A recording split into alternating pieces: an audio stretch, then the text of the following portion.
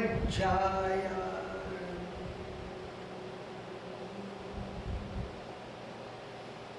नमो लोये सब्बसाऊ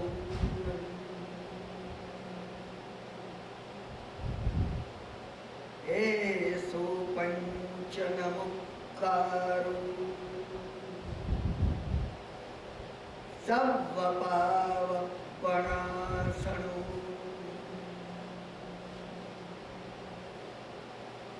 मंगलांच सर्वेषु परमं भवै मंगलम्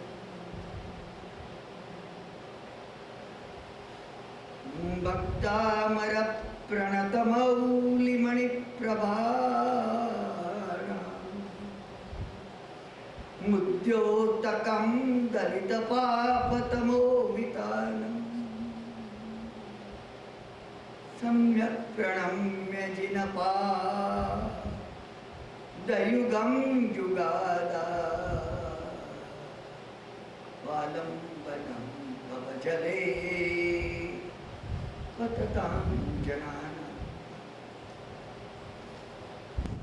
अपना आजना स्वाध्याय मंगलाचरण भगवान मानतुम सूरी महाराज ना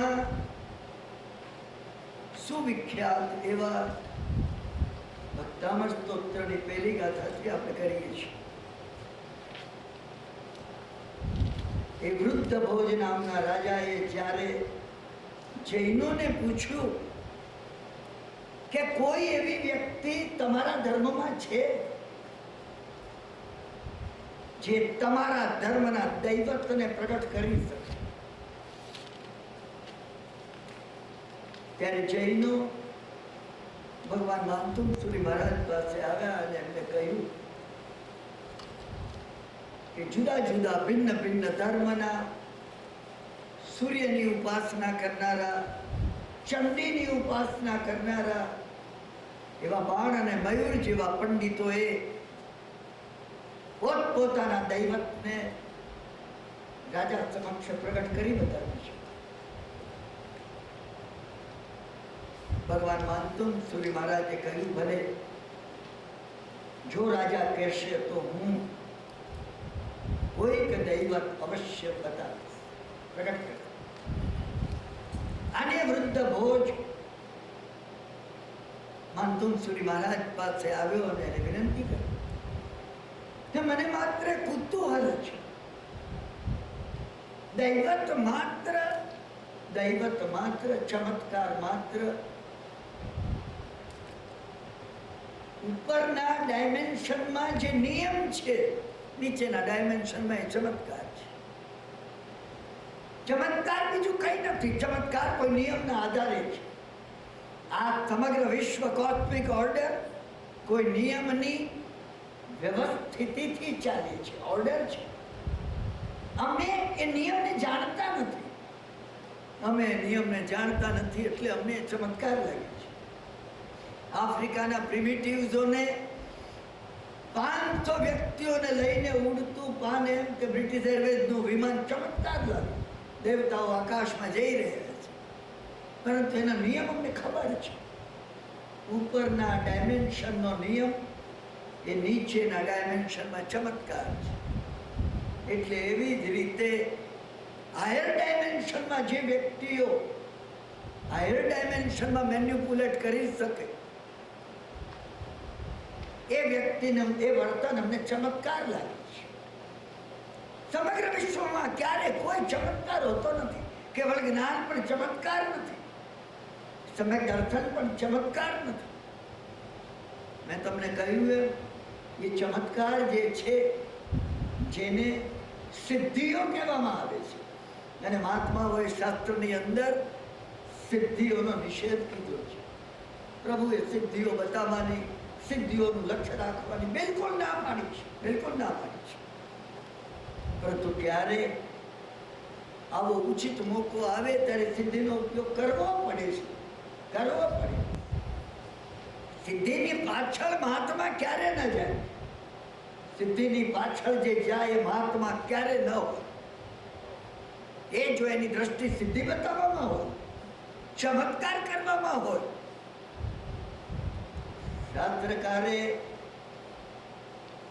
શાસ્ત્રકારે કસોટીનો એ પથ્થર આપ્યો છે કે તમે એને મહાત્મા સમજવાની ભ્રમણામાં પડશો. અનિવાર્ય એ સંજોગો આવે ને એને કે બતાવવું પડે. આ એવા સંજોગો, આ એવા સંજોગો આપણે સમજી લઈએ. બાકી સિદ્ધિ માત્રનો શાસ્ત્રમાં વિરોધ કરવામાં આવે છે. દરેક ધર્મમાં, દરેક મોટા ધર્મમાં એ વિરોધ કરવામાં આવે છે. બુદ્ધ ધર્મની અંદર બુદ્ધ ધર્મના સાધુએ એક જૈન મહાત્માના શિષ્યને પૂછ્યું. ઘણી મહત્વની વાત છે. બુદ્ધ ધર્મના એક સાધુએ એક જૈન ધર્મના મહાત્માના શિષ્યને પૂછ્યું, તારા ગુરુ કોઈ ચમત્કાર કરી શકે છે? એ જૈન ગુરુનો શિષ્ય એ બુદ્ધ ધર્મના ગુરુના શિષ્યની સામે જોઈ રહ્યો. પેલા એ કહ્યું, બુદ્ધ ધર્મનો વાક્ય જૈન, પરંતુ જે સ્થાપિત બુદ્ધ ધર્મ છે એ જૈનનો ધિક્કાર કરે છે. જેવી રીતે ઘણી વખતે જે સ્થાપિત જૈન ધર્મમાં ક્રિયાકાંડ અને માત્ર વિધિમાં બાહ્ય માનતા હોય છે, એમને ધ્યાન અને યોગનો વિરોધ હોય છે. એટલે બુદ્ધ ધર્મના એ શિષ્યે કહ્યું, મારા ગુરુ જ્યારે વહેતી નદીની સામે ત્રાટક કરી અને ઉભા રહે ત્યારે ઓમ મણિપદ્મે ઓમ, બુદ્ધ ધર્મનો મહામંત્ર નદીના પાણીમાં લખાઈ જાય છે. મારા ગુરુ જ્યારે આકાશની સામે જુએ ત્યારે ત્રાટક કરીને જુએ ત્યારે ઓમ મણિપદ્મે હમ એ મંત્ર આકાશમાં લખાઈ જાય છે. તારા ગુરુ કઈ આવો ચમત્કાર કરી શકે છે? જૈન ધર્મના શિષ્યે કહ્યું, મારા ગુરુ એનાથી ઘણો મોટો ચમત્કાર કરી શકે. શું કરે છે પેલા એ પૂછ્યું. જૈન ગુરુના શિષ્ય જવાબ આપ્યો, મારા ગુરુ જ્યારે ભૂખ લાગે ત્યારે ભોજન કરે છે અને ઊંઘ આવે ત્યારે સુઈ. નહીં સમજાય આવે. જૈન કથા સમજાય એવી હોતી નથી.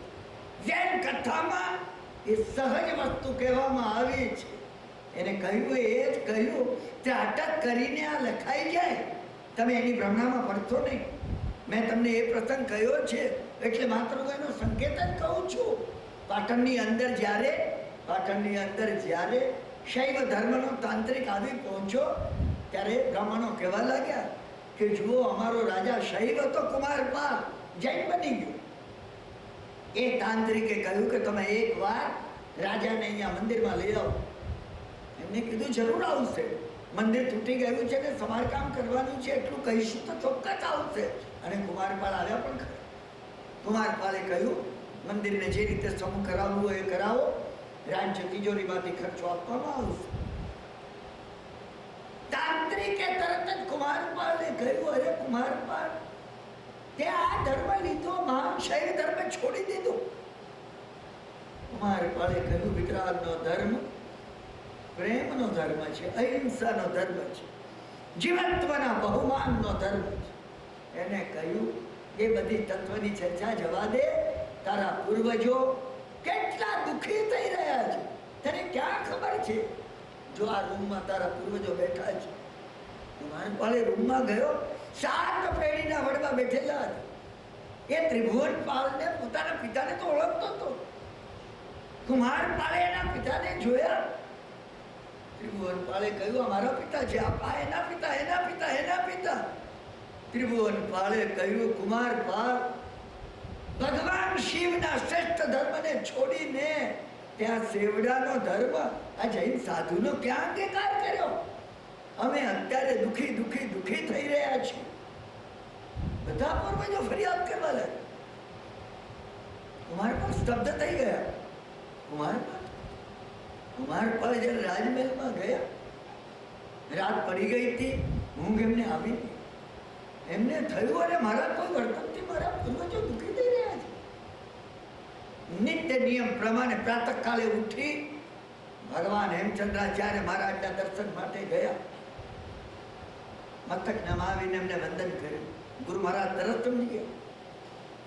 ગુરુ મહારાજે કહ્યું, કુમારપાળ વ્યગ્ર લાગે છે આને, અને ન સમજે તો ગુરુ નહીં. તમારે કહેવું પડે ને પૂછવું પડે. તમારે સમજવું કે મારા ગુરુ થવાની પાત્રતા આનામાં હજી આવી નથી. તમારા પગલા ઉપરથી એ પારખી જાય. અરે હોય ગુરુ કોને? ગુરુ શબ્દ વજનદાર છે, ગુરુ શબ્દ ભારે છે.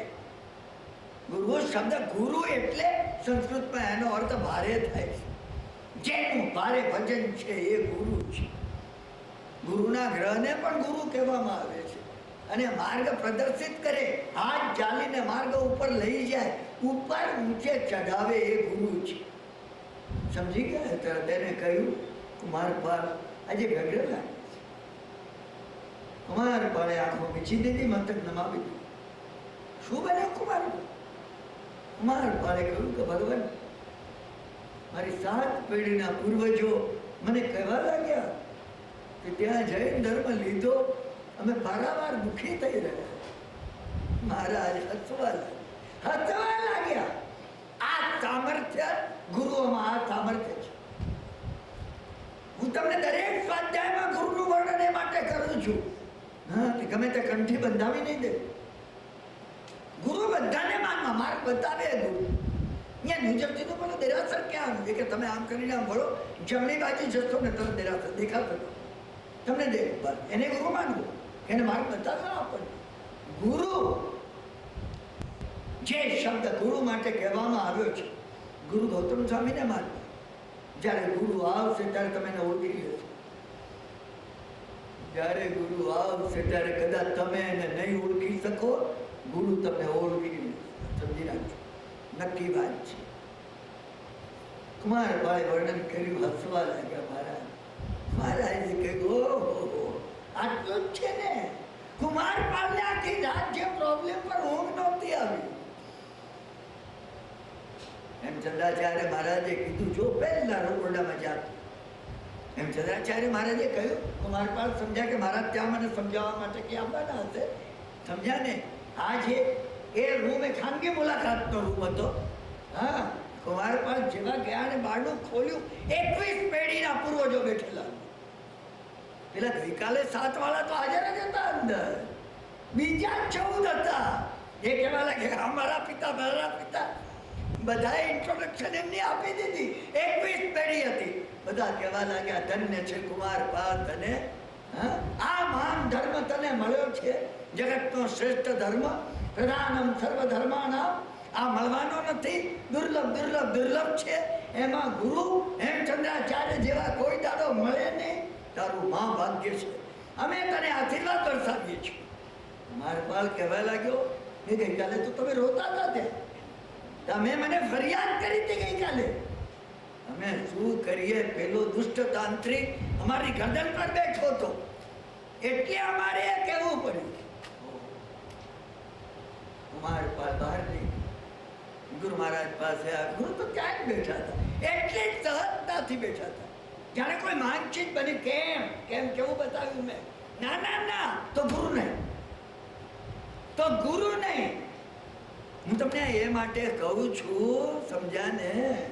7 વર્ષ ગયા પછી મેં પૂજ્ય પંજાબજી ભદ્રકર વિજયજી મહારાજને ગુરુ કર્યા છે. ગુરુ કરીને લો એમ. હું મને જે મહાત્માઓ મળ્યા છે ને, કસોટીનો એક પથ્થર આપ્યો હતો, અને પથ્થરમાં નેગેટિવ જ લીધા હતા. નેગેટિવ જ. આમ હોય તો સમજવું ગુરુ નહીં, આમ હોય તો, આમ હોય તો, તેમ હોય તો. જ્યારે કુમારપાળ ગુરુની પાસે આવી પહોંચ્યા, અરે ગુરુ મહારાજે કહ્યું, કુમારપાળ,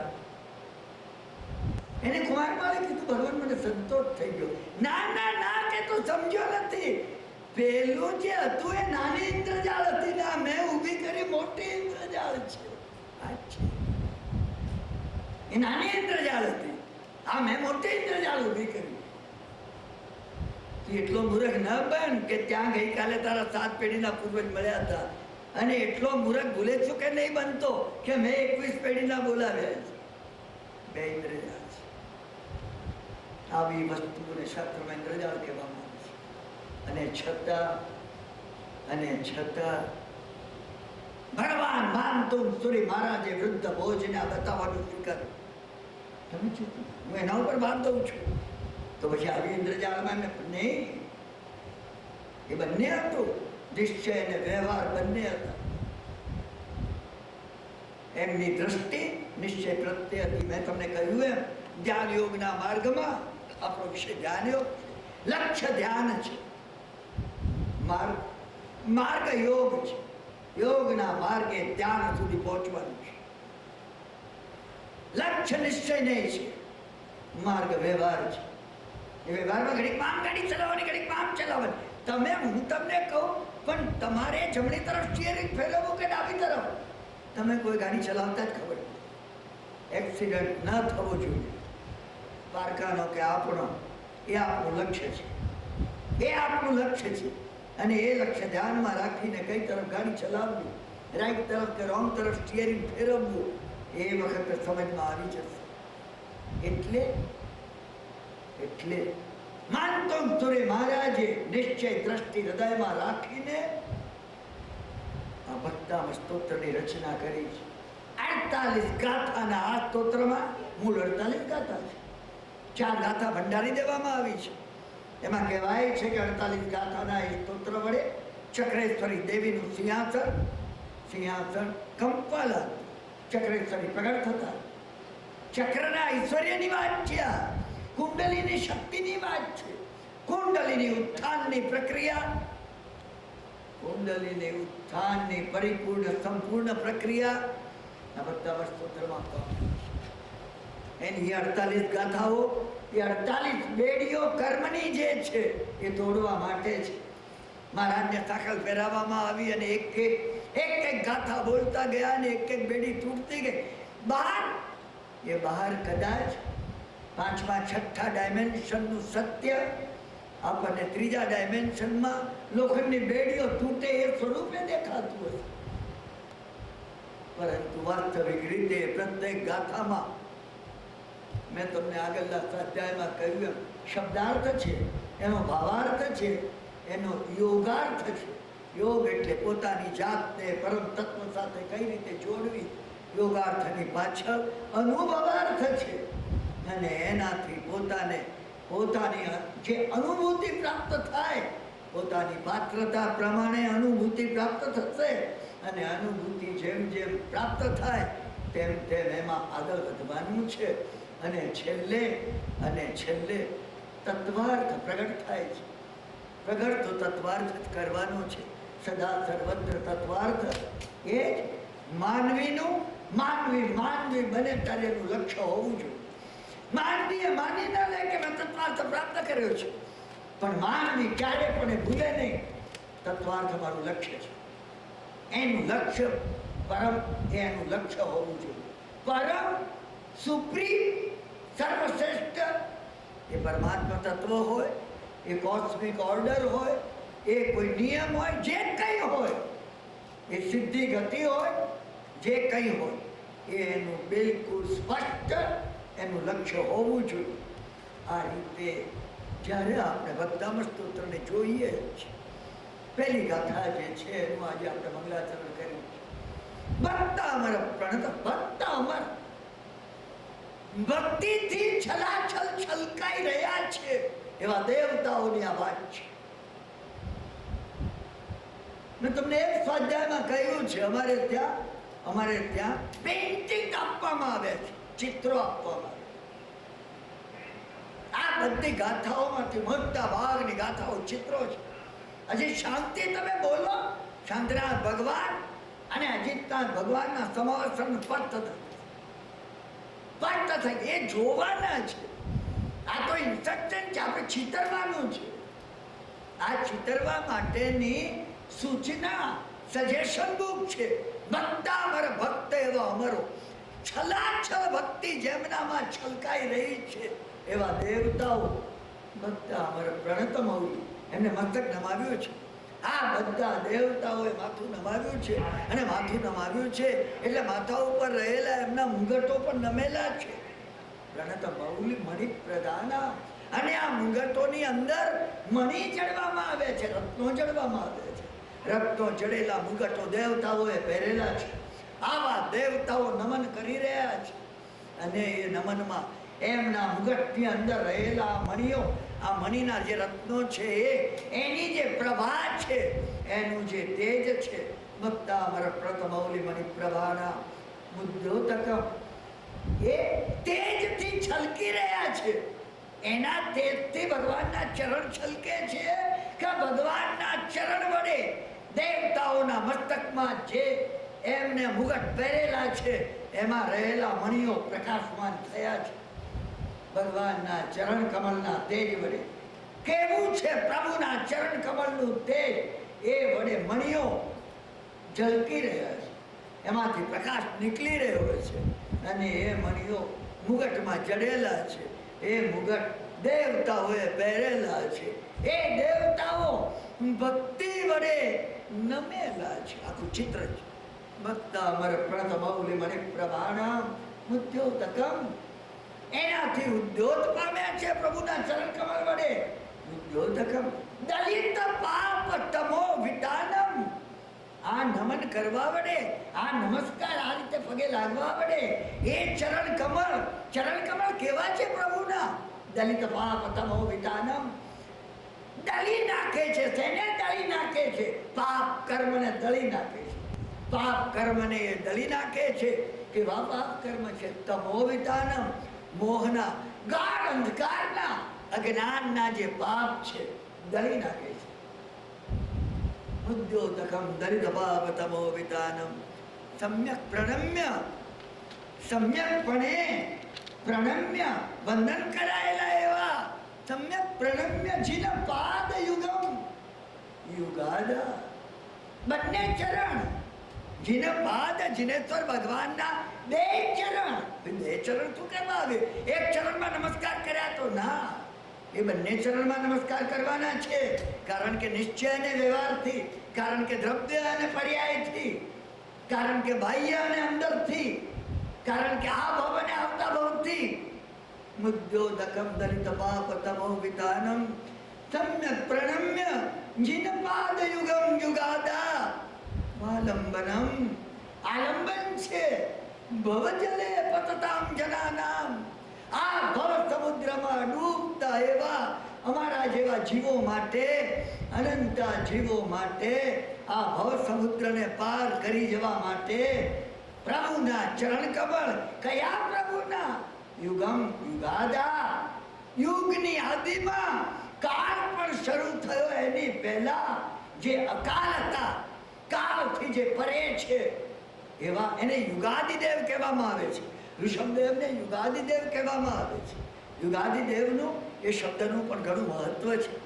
યુગાદિદેવ જે છે અકાલ છે, કાળને જે ઓળંગી ગયા છે, કાળ ઉપર પણ જેમનું સ્વામિત્વ છે એવા પ્રભુ, એવા આલંબનમ ભવજલે પતતામ જનાનામ, અભવ સમુદ્રમાં ડૂબતા જીવો માટે આલંબન. આપણે પણ આ ઋષભદેવ પ્રભુને નમસ્કાર કરીને સામાન્ય નથી, અસામાન્ય. મેં તમને કહ્યું ને ભક્તમાં અસામાન્ય. એની એક એક ગાથામાં જો તમે અંદર જાઓ, અંદર જાઓ, અંદર જાઓ. હવે 6 મહિના 24 અઠવાડિયા ગોળીજી મહારાજમાં પુષ્કળ આગ્રહથી આ વક્તામૃત સ્તોત્ર લીધું હતું. 6 મહિના, 5.5 મહિના, સમજ્યા ને? એ લગભગ 22 અઠવાડિયા, એમાંથી 2-3 અઠવાડિયા મારું બહારગામ જવાનું થયેલું હોવાથી નહીં થઈ શક્યું. 18 કે 19 અઠવાડિયામાં અમે 11 ગાથા કરી. 11 ગાથા. તમે એના ઊંડાણનો વિચાર કરજો. હું તમને આત્મીયતાથી કહું છું. સ્વાધ્યાયની અંદર એકત્ર થનાર ભાઈ બહેનો સ્વાધ્યાય કરવા આવે છે. આમાં મારો કોઈ ભગવાનની સાક્ષી ભારતના પ્રભુના ચરણ કમળમાં હાથ મૂકીને કહું છું. કોઈ અભિમાનની વાત તમે લેશો નહીં અને ખતવતો પણ નહીં કલ્પનામાં. મારો નાનો ભાઈ કે મારી નાની બહેનો એને કહેતો કે બેટા આમાં ઘણું ઉડાણ છે, મેં જોયું છે, મેં જોયું છે. એ મેં જોયું છે હું એ માટે કહું છું, અભિમાન માટે નથી કહેતો. તમે બધા જોઈ શકશો. આમાં જે કોઈ અંદર જોવાનો, અરીસામાં જે જોવાનો પ્રયત્ન કરે, અરીસામાં મને જો દેખાવ, તમે ના દેખાવ, તમને તમે પણ તમને જોઈ શકશો. હરીસામાં જોતા શીખવાનું છે.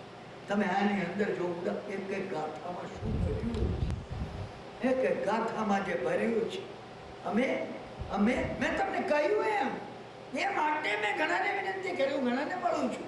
ભક્તામર ગણનારા ભારતમાં, અહીંયા ન્યુયોર્કમાં, ઇંગ્લેન્ડમાં, લંડનમાં, હું જ્યાં જ્યાં ઘણા મને મળ્યા છે કે ભાઈ ભક્તામર ગણીએ છીએ. મેં તરત પૂછ્યું અર્થ આવડે છે? તેમણે પહેલાં કે ના મેં ગુજરાતી ભાષાંતર જ ગણીએ છીએ. એને મેં વિનંતી કરી છે કૃપા કરીને મૂળ સંસ્કૃત ગણો અને અર્થ સાથે ગણો. સંસ્કૃત ગણનારા મને ઘણા મળ્યા છે.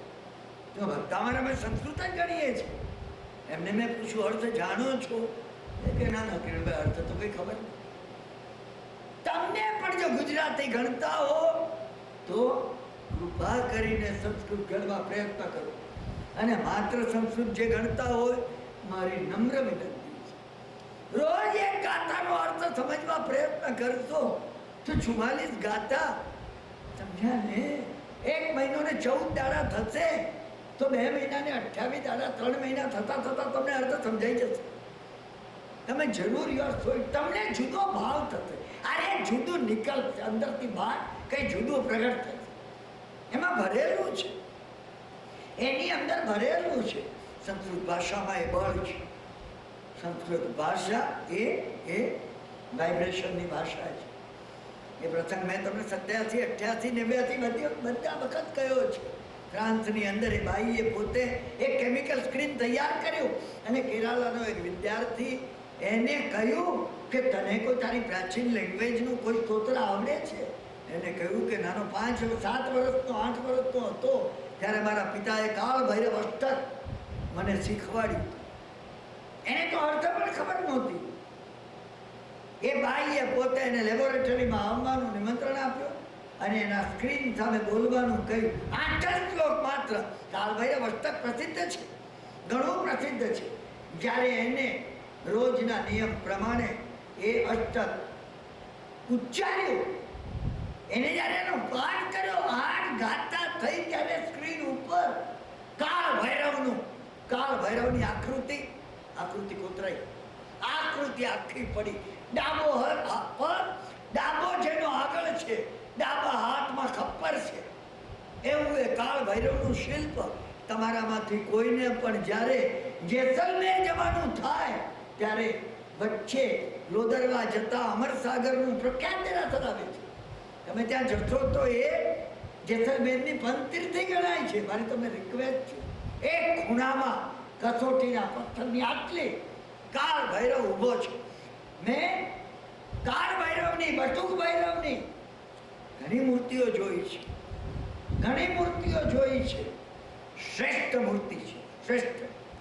એને જેને બનાવી છે શિલ્પકારે બનાવી છે. અને જે મહાત્માએ કહ્યું હતું, આપણે એમાં પડતા નથી કે આ મૂર્તિઓ ક્યાંથી બની, કાળ ભૈરવને આવો આકાર કેમ આપ્યો, ઘંટાકરણજી હાથમાં ધનુષબાણ લઈને કેમ આમ ઊભા છે, અને પદ્માવતી માતાનો આવો આકાર, એના આ હાથોની અંદર આ ઘણું ઊંડું રહસ્ય છે.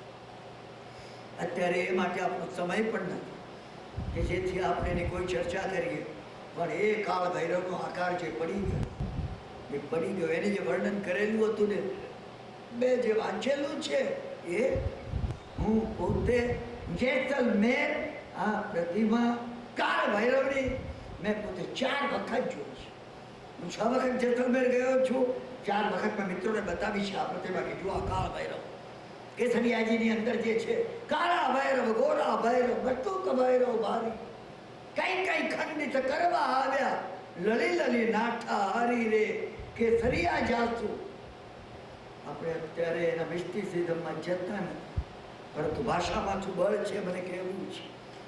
હું ને તમે ભક્તામર બોલીએ 44 ગાથા કઈ બને નહીં. હું ઘણાને પૂછું છું કેટલા વખત ભક્તામર ગણો છો કે ભાઈ 12 વર્ષથી કઈ બન્યું? કઈ બંને શું બન્યું? મારો પ્રશ્ન તો આપણે એને આશ્ચર્ય લાગ્યું. ગણવાનું એટલે ગણવાનું, સવારે ઉઠીને ગણી લીધું આપણે.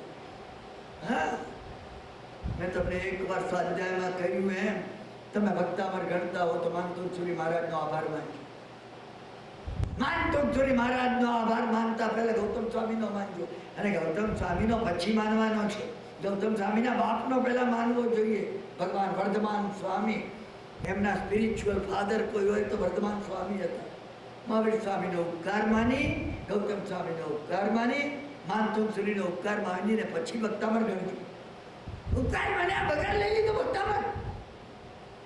અને ફળે ગ્રેટિટ્યુડ કોઈ દાડો માન્યો નહીં. અમે ગ્રેટિટ્યુડ માનવાની જરૂર છે.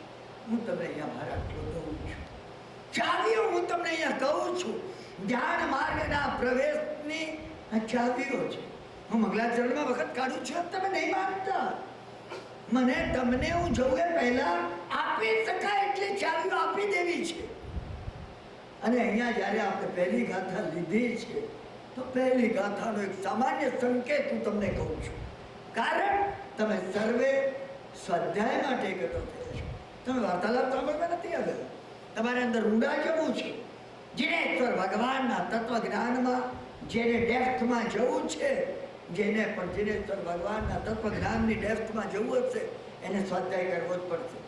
સ્વયં પ્રભુએ પોતે કહ્યું છે, હે ગૌતમ, સ્વાધ્યાય જેવું શ્રેષ્ઠ તપ એકે નથી. ભગવાને માતક છમનના વખાણ ન કર્યા, ભગવાને સ્વાધ્યાયના વખાણ કર્યા છે. સ્વાધ્યાયના વખાણ કર્યા છે. માતક છમનને બાળને માતક છમન કરનારા મહામુનિઓ પ્રભુના સમવસરણમાં કેટલાય હતા.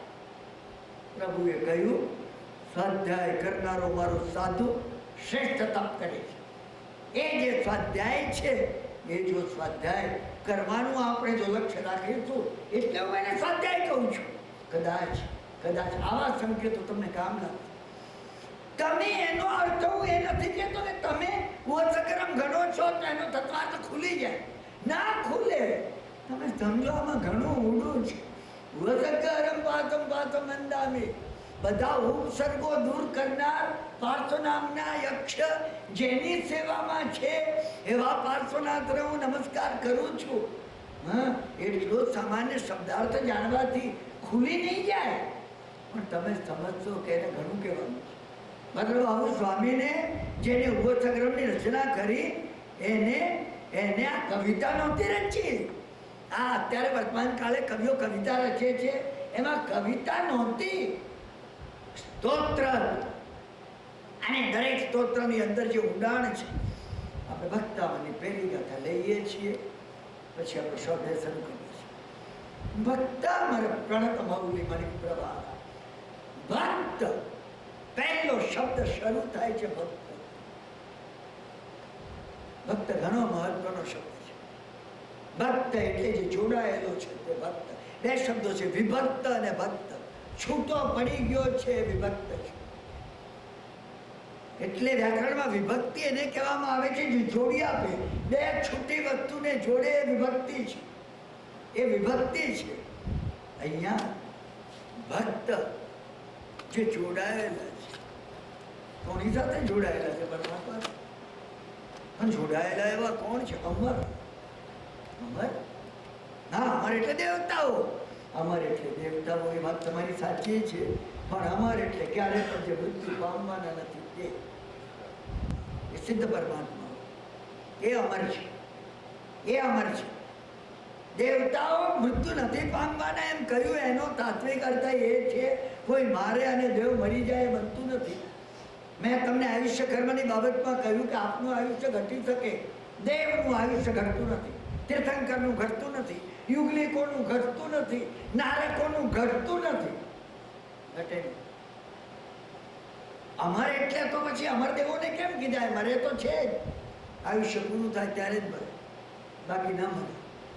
અમરનો અહીં તાત્વિક અર્થ છે ભક્તા અમર. નમો સિદ્ધા, નમો સિદ્ધાનંદના મંત્રથી આ ભક્તામર શરૂ થાય છે. સિદ્ધિ ગતિ અમારું લક્ષ્ય છે. અમે અમારામાં રહેલા સિદ્ધત્વને પ્રગટ કરવા માંગીએ છીએ. ભક્તા અમર પ્રણત, એમને નમસ્કાર કર્યા છે. કોને? તીર્થંકર પરમાત્માને. હા, શાસ્ત્રમાં ભગવાને કહ્યું છે, હે ગૌતમ, અત્યાર સુધી એવો કોઈ જીવ સિદ્ધ થયો નથી કે જેને પોતે અરિયંત્રને નમસ્કાર ન કર્યો, અરિયંત્ર પ્રત્યે સમર્પિતપણું ન કર્યું. અરિયંત્રને નમસ્કાર વગર સિદ્ધિ ગતિ પ્રાપ્ત થતી નથી. આ નિયમ છે. આ નિયમ છે. એટલે ભક્તામર નમો સિદ્ધાણમ, એવા સિદ્ધો જેને અર્યંત પરમાત્માને નમસ્કાર કર્યા છે. પ્રણતમ મૌલી, મૌલી મુગટ, સિદ્ધ ભગવાનને મુગટ કોણ છે? આચાર્ય ભગવાન. તો નમો આર્યાણમ મણિ, મણિ કોણ છે આચાર્ય ભગવંતના મુગટમાં? ઉપાધ્યાય ભગવાન. નમો ઉજ્જાયણમ પ્રભાણમ, આ મણિમાંથી જે તેજ નીકળી રહ્યું છે એ તેજ કોનું છે?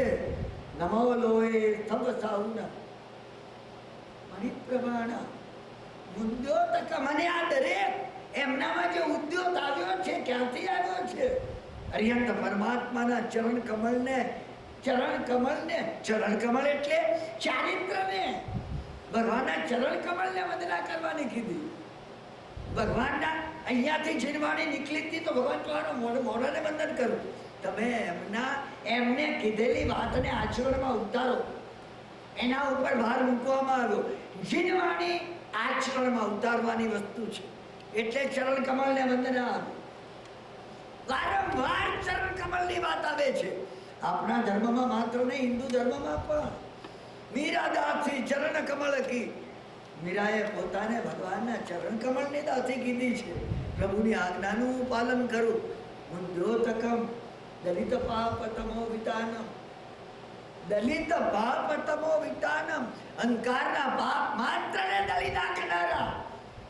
એ તો પંચન મુખારો સબ પાવક પણાસણો, સબ પાવક પણાસણો છે એનું જે ટ્રાન્સલેશન છે. મુદ્યોતકમ દલિત પાપતમો વિતાનમ, અહીં દલી નાખવાનું કહ્યું છે, ત્યાં ક્ષય કરવાનું કહ્યું છે, કોઈ જગ્યાએ ભસ્મ કરવાનું કહ્યું છે. એક જ વાત છે.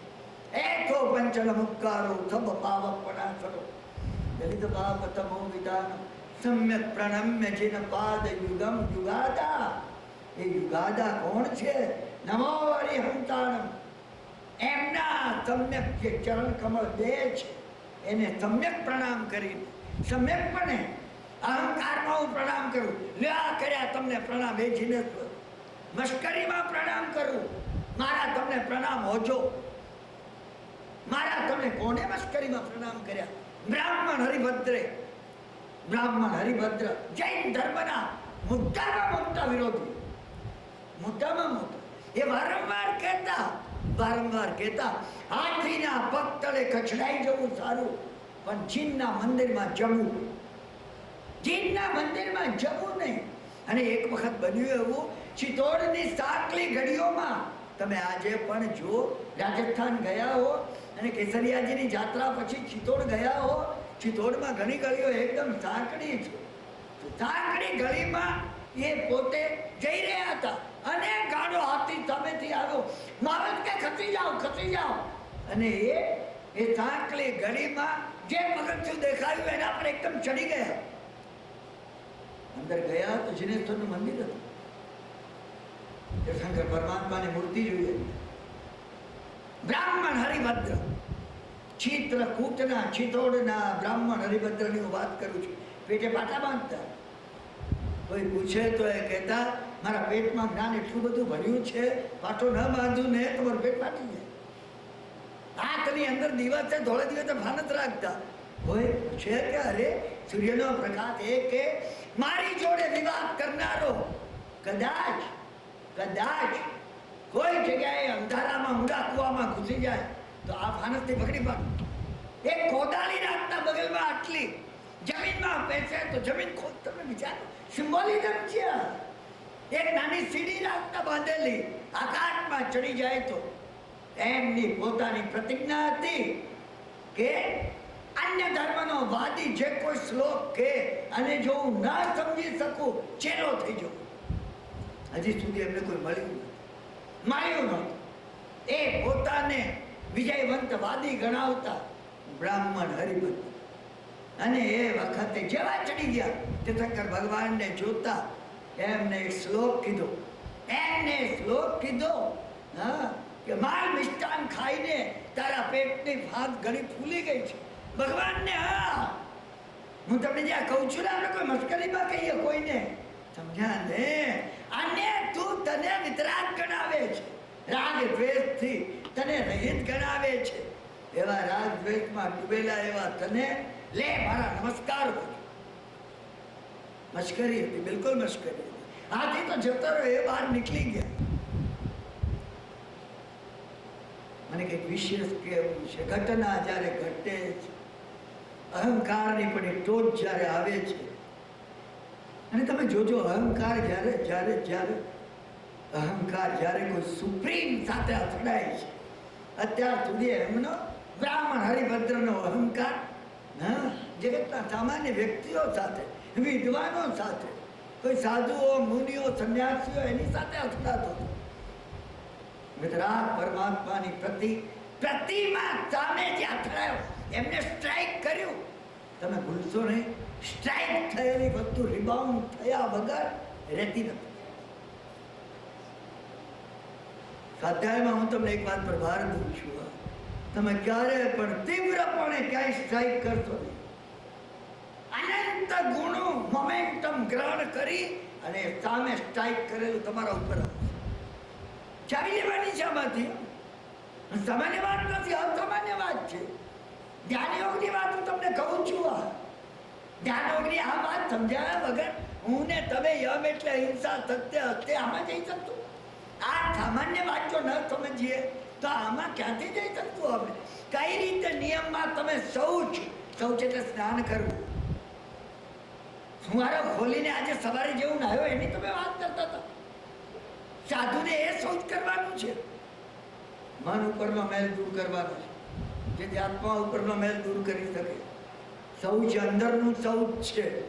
કે અંદરનું શૌચ ક્યાંથી આવશે? ક્યાંથી આવ? એને સ્ટ્રાઇક કર્યો, હજી થોડા દિવસ ગયા નથી, અને બ્રાહ્મણ હરિભદ્ર પોતે સવારના પહોરમાં લોટો લઈ અને જતા હતા કોંસલ નદી કિનારે. એ વખતે ગામ બાર ઉપાશ્રયમાં પ્રાતઃકાળે એક સાધ્વીજી આવશ્યક સૂત્રની એક ગાથા ગોખતા હતા. ચક્કી તુક્કમ ચક્કી ચક્કી ગોખતા હતા. એવું ભરાઈ ગયું. ચક્કી દુર્ગમ શું છે? સાધ્વીજી પાસે આવે. એમને સાધ્વીજીને પૂછ્યું, સાધ્વી આ શું તમે ચક્કી ચક્કુ ચક્કી આ શું છે? સાધ્વીએ કહ્યું, અર્થો કહેવાની અમને મનાઈ છે, તમારે પૂછવું હોય તો મારા ગુરુ મહારાજને પૂછી શકો. એને કહ્યું, હું બેઠો છું, ચાલો તમારા ગુરુ મહારાજ પાસે, ચાલો ગુરુ મહારાજ પાસે. પ્રાતઃકાળ થતા સાધ્વીજી એમને લઈ ગુરુ મહારાજ પાસે. શાસ્ત્રમાં ઉલ્લેખ નથી ગુરુ મહારાજ એમને શું સમજાવ્યું. આવશ્યક સૂત્રની આ ગાથાનો અર્થ બિલકુલ સામાન્ય છે, બિલકુલ સામાન્ય. હું ઘણીવાર મહાત્માઓને કહું છું કે બ્રાહ્મણ હરિભદ્ર જેની આ ચેલેન્જ હતી, એ શું આ અર્થ ન સમજી છે? એનો અર્થ તો એ છે, એક તીર્થંકર થાય ત્યારે એક ચક્રવર્તી થાય, એમ બે તીર્થંકરના સમયમાં બે ચક્રવર્તી થયા, પછી આટલો ગાળો જાય, પછી ચક્રવર્તી થાય, પછી આ પ્રમાણે તીર્થંકર થાય, પછી એક જ ભાવમાં તીર્થંકર અને ચક્રવર્તી, તીર્થંકર અને ચક્રવર્તી, શાંતિનાથ, કુંતુનાથ અને હરનાથ. તીર્થંકર અને ચક્રવર્તીનો કોઠો છે. એ બ્રાહ્મણ હરિભદ્ર, મને તમે આ સંસ્કૃતિ મારી ચેલેન્જ હોય કે એવી કોઈ વાત જો હું ન સમજું, શિષ્ય થઈ જાઉં, તો હું ગુજરાતીમાં લખેલું સમજી ન શકું, અંગ્રેજીમાં લખેલું સેન્ટેન્સ વાંચી ન શકું. એ સમજ્યા છે. સાધ્વીજી એમને લઈ ગયા ગુરુ મહારાજ પાસે. ગુરુ મહારાજ જાણતા હતા ને બ્રાહ્મણ હરિભદ્ર છે. બ્રાહ્મણ હરિભદ્રને કોણ નહોતું ઓળખતું? ચિત્રકૂટમાં ચોમાસું કરે એને કહ્યું, બેસો હું અર્થ સમજાવ્યો. ન જાણે એને શું અર્થ સમજાવ્યો છે. તમે વિચાર કરજો. હા, એ અર્થ ઘણો ગંભીર છે. એની પાછળ અધ્યાત્મની મોક્ષ મેળવવાની પ્રક્રિયા ભરી છે. આ અર્થ સામાન્ય નથી. તીર્થંકર અને ચક્રવર્તીની જે સંખ્યા 24 તીર્થંકરો થાય, 12 ચક્રવર્તી થાય જ. 9 વાસુદેવ, 9 પ્રતિવાસુદેવ, 9 બળદેવ થાય જ. આવતી 24મીમાં પણ થશે. અનંતી 24મીઓમાં થયા, અનંતી 24મીઓમાં થવાના છે. ભરતમાં બન્યું, ઐવતમાં બનવાનું છે. જે કઈ અર્થ કયો શાસ્ત્રકારે નોંધ્યો નથી. આરાધનાનો અર્થ છે, હું તમને ફરીથી કહું છું. યોગનો અર્થ છે, ધ્યાનનો અર્થ છે, ધ્યાનનો અર્થ છે. મેં તમને એકવાર એનો સંકેત કહ્યો હતો કે ચક્રવર્તી અને ફરીથી કહું છું, આ સ્વાધ્યાય છે એટલે ચક્રવર્તી અને વાસુદેવ વચ્ચે શું ફેર છે? 6 ખંડ જીતે ચક્રવર્તી, 3 ખંડ જીતે વાસુદેવ. તો શિષ્ય પૂછે છે, 3 ખંડ જીતી લે તો બાકીના 3 ખંડ જીતવામાં એને શું મુશ્કેલી પડે? એ ક્રોસ કરી શકતો નથી. આપણે જે વખતે જૈન કોસ્મોલોજી કરી ત્યારે જોયું કે નીચે 3 ખંડ છે ભરત ક્ષેત્રમાં, પછી વચ્ચે વૈતાજ પર્વત છે. એ વૈતાજ પર્વતની અંદર એક ગુફા છે. જ્યારે ચક્રવર્તી પાકે અઠ્ઠમ કરી અને ચક્રવર્તી ગુફા પાસે આવે છે, અને ગુફા પાસે આવીને ચક્રવર્તી અઠ્ઠમ કરે છે. એકાગ્ર ધ્યાન કરીને કે ગુફા ઉઘડી જાઓ, તમે અંદર જજો. મેં હમણાં કોઈને કહ્યું એ પ્રમાણે આમાં પ્રિસાઇઝ મેથેમેટિક્સ છે. આ સામાન્ય વાત નથી કે ભાઈ હશે એવી કોઈ ગુફા શ્રદ્ધાવાળો કહેશે. અને બિલકુલ મોડર્ન અત્યારની કોસ્મોલોજીનો અભ્યાસ કરનાર મારા જેવો કહેશે ગપોડા છે આમાં. એવી વળી ગુફા હતું ને એને શું કરવાનું? અને શાસ્ત્રમાં વર્ણન છે કે દેવતાએ ગુફા ચક્રવર્તી અઠ્ઠમ કરે ત્યારે ઉગાડે છે.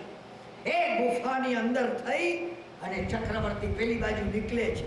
ઉપર 3 અનાર્ય દેશો છે.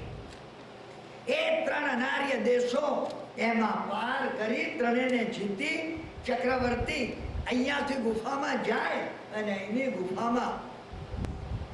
ગુફામાંથી બહાર નીકળી અને પોતે અહીંયા આવી જાય. હવે 6 ખંડ જીત્યા. સંકેત એક બીજો આપ્યો છે એને કે જ્યારે એ દાખલ થાય, એ દેવતા જ્યારે ખોલે કૃતમાલ નામનો દેવ. અરે નામોની પાછળ ઘણું મહત્વ છે. મેં કહ્યું એમ શ્રાવસ્તી નગરીમાં આ કથા બની, ચંપા નગરીમાં બની. આપણે ક્યાં બની હશે ભાઈ? હવે મુંબઈમાં બની કે મદ્રાસમાં બની? ભાઈ એમ નથી. શાસ્ત્રમાં શ્રાવસ્તીમાં બની એ કહીને એને જુદું કેવું છે, ચંપામાં બની એ કહીને જુદું કેવું છે, એને કે વિશેષ કેવું છે. જ્યારે આમાં દાખલ થાય, કૃતમાલ નામનો દેવ ઉગાડે ત્યારે એક નદી આવે છે અંદર. એ નદી જે છે એનું નામ છે ઉન્મગ્ના, બીજી બાજુ છે નિમગ્ના. એક બાજુની નદી ઉન્મગ્ના છે, બીજી બાજુની નદી નિમગ્ના છે. ઉન્મગ્ના નદી એટલે ઉન્મગ્ના નદીની અંદર ટન વજનના તમે લોખંડના બીમ નાખો, ડૂબે નહીં. એટલે એવી કોઈ નદી હોય?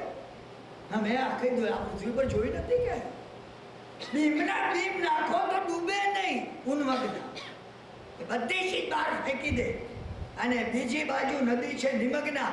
એક તણખલું નાખો ને તમે આમ કરીને અંદર જતું રહે, બધું ડૂબી જાય. એને કઈ કહેવું છે? હા, આપણી અંદરની વાત છે. બહારની તો છે જ, હશે. તમે બહારની છે મને બિલકુલ એ કહેવું નથી. તમે બધા સ્વાધ્યાયના ભાઈ બહેનો છો એટલે વિનંતી કરું છું. અહીંયા હું જે તમને સ્વાધ્યાયની વાતો કહું છું, બહાર ચર્ચા કરવાનો કોઈ અર્થ નથી. તમે ગૂંચવણમાં પડી જતો દીધો. તમને ઉઘડે તો સારી વાત છે, ન ઉઘડે તો તમે શ્રદ્ધાથી કોઈક મહાપુરુષો આના ઊંડાણમાં ગયા હતા. આ અંદરની વાત તો છે ને છે જ. શું અંદરની વાત છે? અંદર 6 ખંડ રહેલા છે. કયા 6 ખંડ? આજ્ઞા ચક્ર, વિશુદ્ધિ ચક્ર અને અનાહત. ઉપરના 3 ખંડ છે. કયા બીજા 3 ખંડ? નીચેલા અનાર્ય દેશોના મણિપુર, નાભીમાં, સ્વાધિષ્ઠાન અને મૂલાધાર. આ 3 અનાર્ય દેશો છે. આપણી ભાષામાં સબકોન્શિયસ છે. અનાદિકાળના આપણા સંસ્કારો પડેલા છે અંદર. વાસુદેવ મરીને નરકે જ જાય, કારણ કે વાસુદેવે ક્રોસ કરી નથી. કારણ કે એને અંદર રહેલું ટ્રેશ, રબિશને એને પોતે એની વિશુદ્ધિ ક્યારે કરી નથી. એ કરે નહીં, એને કરવાનો પ્રયત્ન પણ ન કરે. એ ઉપરના 3 ખંડ જીતી લે. અમને મોટા ભાગને આ 3 ખંડની, અમને પોતાને આ 3 ખંડનું વર્ચસ્વ છે. અમે બુદ્ધિથી બધો વિચાર કર્યો છે. અમે પોતે અમારા સબકોન્શિયસમાં ગયા નથી. અમે અમને જોવાનો પ્રયત્ન કર્યો નથી. આ સંકેતો જે આપવામાં આવે છે, ચક્રવર્તી જે છે એને અંદર જવું પડે છે. ચક્રવર્તી એટલે મોક્ષે જ જાય માનતો નહીં. ભરત મહારાજા જેવા અને શાંતિનાથ, કુંતુનાથ, અમનાથ મોક્ષે ગયા. ચક્રવર્તીઓમાંથી બ્રહ્મદત્ત અને સુગુ મરીને નરકે પણ ગયા છે. સબકોન્શિયસનું એનાલિસિસ કરે એ બધા મોક્ષે જાય એમ નથી. સબકોન્શિયસમાંથી સપ્રેસ થયેલી વસ્તુઓને બહાર કાઢી જે સબલાઈમ કરી શકે એ જ મોક્ષે જઈ શકે. ન જાણે ગુરુ મહારાજે શું સમજાવ્યું હશે, પરંતુ બ્રાહ્મણ હરિભદ્રે એમના પગ પકડી એમને કહ્યું મને દીક્ષા આપો. હું તમને હરિભદ્ર સુરીની વાત કરું છું. ભગવાન હરિભદ્ર સુરીની યોગ બિંદુનો મહાગ્રંથ જેમને રચ્યો, યોગની અંદર જેમને ભગવાને કીધેલી વાતોનો નવો પ્રકાશ પાડ્યો, યોગ દ્રષ્ટિ સમુચ્ચય, યોગ શતક, યોગના જે ગ્રંથો એમને લખ્યા છે. આ મહાત્મા પુરુષ જેવી દીક્ષા લીધી, આપણે મૂળ વાત પૂરી કરી છે. આ મહાત્મા પુરુષે જેવી દીક્ષા લીધી કે તરત પછી દીક્ષા લઈને તરત જીનેશ્વરના દર્શન કરવા જવાનું, મંદિર જવાનું. એમને ગુરુ મહારાજની આજ્ઞા કરી. ગુરુ મહારાજની આજ્ઞા માંગી કે ચિત્તોડમાં એક ગલીમાં દેરાસર આવેલું છે, મને ત્યાં જવાની રજા આપો.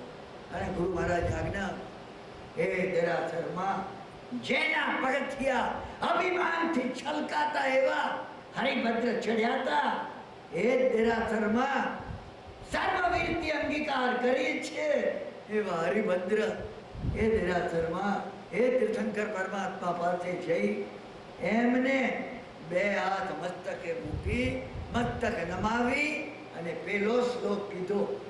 શાસ્ત્રકાર કહે છે એની અંદર એમને એક શબ્દનો ફેર કર્યો. તિરસ્કાર હતો. મિષ્ટાન ભોજન ખાઈને પેટની ફાંદ વધી છે.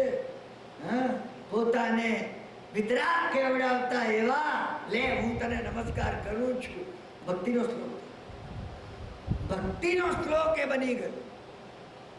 ભક્તામણનો પહેલો શ્લોક આપણે જે લઈએ છીએ, આ ભક્તામણના પહેલા શ્લોકમાં નમો સિદ્ધાણમ, નમો આયર્યાણમ, નમો ઉજ્જયાણમ, નમો લોહે સપત્તાઉનમ, અને આ બધાએ જેને નમસ્કાર કરે છે એવા અરિહંત, નમો અરિહંતાણમ, જે વડે સર્વ પાપ કર્મોનો ક્ષય થાય છે. દલિત પાવતમો વિતાનમ, અને સંસાર સમુદ્રમાં ડૂબતા જીવોને જે આલંબન સમાન છે, વધતું જતું મંગળ છે. ડૂબતી વ્યક્તિ માટે આવી રીતે બચાવનારી કોઈ સ્ટીમર જ્યારે આવતી હોય, નવકાર છે. નવકારના મંગલાચરણથી વર્તાવ શરૂ થઈ. તમાન તુંગ મમતા સમુપૈતી લક્ષ્મી, અને છેલ્લે સમ્યક દર્શનની લક્ષ્મી વડે ખુલતી એવી પહેલી ગાથા, મોક્ષની લક્ષ્મી બતાવતી 44મી ગાથામાં પૂરું. 4 ગાથા વચ્ચેથી કાઢી નાખવામાં આવી છે. તમાન તુંગ મમતા સમુપૈતી લક્ષ્મી એ આમે 48મી ગાથા, એની પાછળ 4 છે નહીં માનતા. એ છેલ્લે લક્ષ્મી શબ્દ જે છે, સમ્યક દર્શન ન હોય ને સમ્યક દર્શન આવે, અને સમ્યક દર્શન હોય અને મોક્ષ કઈ રીતે આવે, એ લક્ષ્મી બે અર્થમાં છે. આપણે ત્યાં પણ લક્ષ્મીને લક્ષ્મી અને મહાલક્ષ્મી બંને કહેવામાં આવે છે. લક્ષ્મી શબ્દ સમ્યક દર્શન માટે છે, મહાલક્ષ્મી શબ્દ કેવળ જ્ઞાન માટે, મહાલક્ષ્મી કેવળ જ્ઞાન માટે. મંગલાચરણમાં મેં ઘણો વધારે સમય લીધો, એ માટે તમારી અંતઃકરણપૂર્વક માફી માંગી લઉં છું. આપણે આ વાર્તાલાપ, સ્વાધ્યાયનો વાર્તાલાપ, ધ્યાન યોગનો આપણે અત્યારે શરૂ કરીએ છીએ. આપણે આની અંદર 7 ચક્રોની વાત લીધી. આપણી પોતાની અંદર આ 7 ચક્ર, માનવી આ 7 ચક્ર લઈને આવે છે. એનું ઔદારિક શરીર છે, અને ઔદારિકની પાછળ એનું તેજસ શરીર છે, એને એસ્ટ્રલ બોડી કહેવામાં આવે છે. એ બેનું સિંક્રોનાઇઝેશન, એલાઇનમેન્ટ થવું જોઈએ. જો એલાઇનમેન્ટ ન થાય તો આ બહારના ઔદારિક દેહને ભૂખ લાગે છે, ઊંઘ આવે છે. પરંતુ જો એનું તેજસ સાથે તમે સંક્રમણ કરી શકો, ભાવનાથી, જરૂરની જે ચીજ છે ભાવનાથની છે, આપણે સમજવા પ્રયત્ન કરીએ, અને ભાવનાથ જગાડવા માટે તેજસ દે, જેને એસ્ટ્રલ બોડી કહે છે, કોઈ એને એથેરિક બોડી કહે છે. તમે નામ ગમે તે આપો, તમે એના તત્વને સમજવાનો પ્રયત્ન કરજો.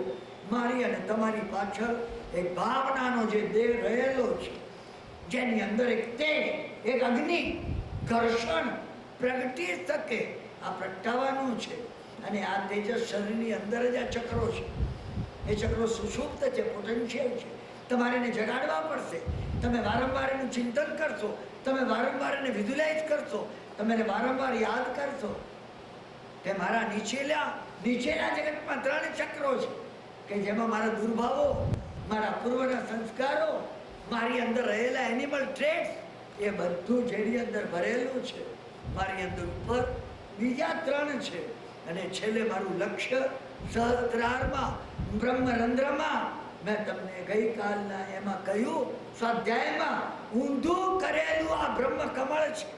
હિમાલયની જાત્રામાં તમે જાઓ, ભગવાન બદ્રી પાર્શ્વનાથને ચરણે આ કમળને સીધું મૂકવામાં આવે છે. ત્યાં જ આ કમળ થાય છે. એવો કોઈ મોકો મળ્યો નહીં. કદાચ એવો જો મોકો મળશે આ વખતે, મારું કદાચ જો હિમાલય જવાનું થશે અને જો મારું આવતી વખતે આવવાનું થયું, તો બ્રહ્મ કમળ અહીં હું લેતો આવીશ. હું તમને બતાવીશ કે બ્રહ્મ કમળ કેવું હોય. તમને બરાબર એ કમળ જોતા લાગે કે આ બ્રેનને આપણે ઊંધું કરી દઈએ, આટલા ભાગને બિલકુલ લાગે ના તાતરા જોતા. હા, તો અહીંયા આ આપણા તેજસ શરીરમાં છે, સજીવ કરવાના છે ને રિવાઇવ કરવાના છે. અને હું ચક્રોમાં અવતાર ગણવાનો ભાર તમને એટલે દઉં છું. તો આ 7 એનો સમય યમ, નિયમ, આસન, પ્રાણાયામ, પ્રત્યાહાર, ધારણા, ધ્યાન અને સમાધિ. આ 8 છે. ભગવાન પતંજલિએ એને શ્રેષ્ઠ વિજ્ઞાન કીધું. યોગ દર્શન એ વિજ્ઞાનને કોમન છે. મને ગઈકાલે અહીંયા બહાર નીકળતા કોઈ જેમ પૂછ્યું ને, પાણી કોઈ આ દેરાસર છે, આ મસ્જિદ નથી. મસ્જિદ અને દેરાસર જુદા હોય. પાણી મસ્જિદમાં હોય ને દેરાસરમાં હોય એક જ. આ મુસલમાન પાણી અને આ ક્રિશ્ચિયન પાણી ને આ જૈન પાણી એમ હોતું નથી. પાણી એટલે પાણી એટલે પાણી છે. The water is water is water. યોગનો જે માર્ગ છે, લેંગ્વેજ જુદી હોય, પરંતુ એ લેંગ્વેજથી જીવત્વ, પોતાનું અનુસંધાન શિવત્વ સાથે કઈ રીતે કરી શકે. માઇક્રોકોઝમ, ધ લિટલ વન, પોતે પોતામાં વિસ્તાર પામવા માટે, પામવાના લક્ષ્યપૂર્વક મેક્રોકોઝમ સાથે કઈ રીતે ટ્યુન થઈ શકે, સિંક્રોનાઇઝ થઈ શકે. એટલે દર્શન કરવાના છે ભગવાનના. આપણે આપણી જાતને એનામાં પ્લગ કરી, તમે અને હું પોતાને એ પરમાત્મા તત્વમાં જો પ્લગ કરીએ, તો અહીંયા 8 છે. એ 8નો સંબંધ 7 ચક્રો સાથે છે. એમાં યમ નિયમ બંને મૂલાધારમાં છે. યમ અને નિયમ બંનેને મૂલાધારમાં સમજવાનું છે. સમજ્યા ને? પછી સ્વાધિષ્ઠાનમાં આસન. એ સ્વાધિષ્ઠાન, સ્વનું અધિષ્ઠાન, આપનું હુંપણું, મારો અને તમારો અહમ એ સ્વાધિષ્ઠાનમાં રહેલો છે. આ અહમમાં જો ધ્યાનનો અગ્નિ ઉમેરવામાં આવે, અ અને હ, પહેલો અક્ષર અને છેલ્લો અક્ષર, સમગ્ર અહમની અંદર સારી બારાખડી આવી ગઈ.